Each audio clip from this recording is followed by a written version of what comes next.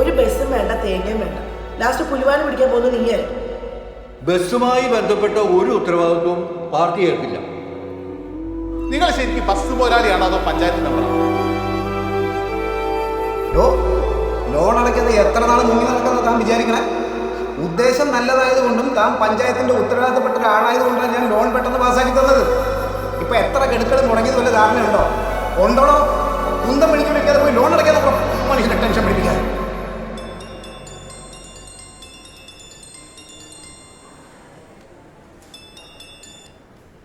Hello, എന്താ phone എടുക്കാത്തെ?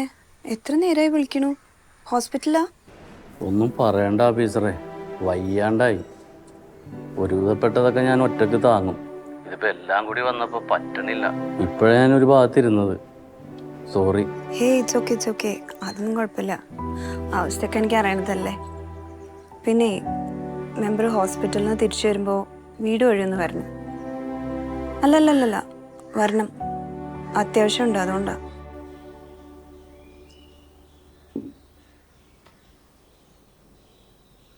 പൊതുപ്രവർത്തനമൊക്കെ വളരെ നല്ലതാ. പക്ഷെ ഒരു കാര്യം ചെയ്യുന്നതിന് മുമ്പ് നമ്മൾ 100 വട്ടം ആലോചിക്കണം. മെമ്പർ ഈ കാണിക്കണ ആത്മാർത്ഥമൊന്നും ആളുകൾക്ക് മനസ്സിലാവില്ല.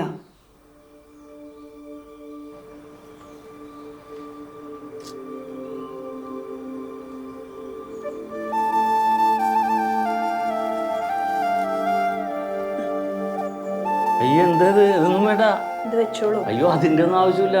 അല്ലല്ല, ഇത് വാങ്ങിക്കണം. വേണ്ട ഓഫീസർ, ഇതൊക്കെ എനിക്ക് മാനേജ് ചെയ്യാവുന്നതേ ഉള്ളൂ. അതല്ല, അതിന് ആവശ്യം വരും. വേണ്ട ഓഫീസറെ, ഇതിപ്പോ എല്ലാം കൂടി വന്നു പോയോണ്ട് ഞാൻ കാണിക്കൂ. ഇത് കയ്യിൽ വെച്ചോളൂ. വേണ്ട. അങ്ങനെ പറയരുത്, ഇതിന്റെ ആവശ്യം വരും. വെച്ചോളൂ.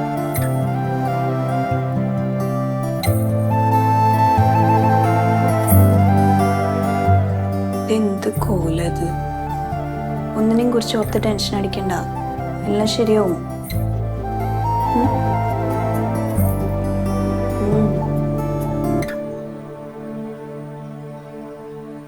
പ്രസിഡന്റായി നമുക്ക് ജീപ്പ് പോകാൻ തരുന്നിടത്ത് എന്താ പണിയാ?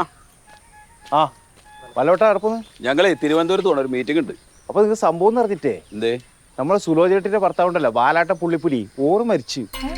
ആ മൂത്ര ബാഗ് ഏത്? നമ്മുടെ ബാലേട്ടനോ? ഇതാ നോക്ക്. ഇന്നലെ അങ്ങ് പോയാൽ മതിയായിരുന്നു. നല്ല ഭാഗ്യം.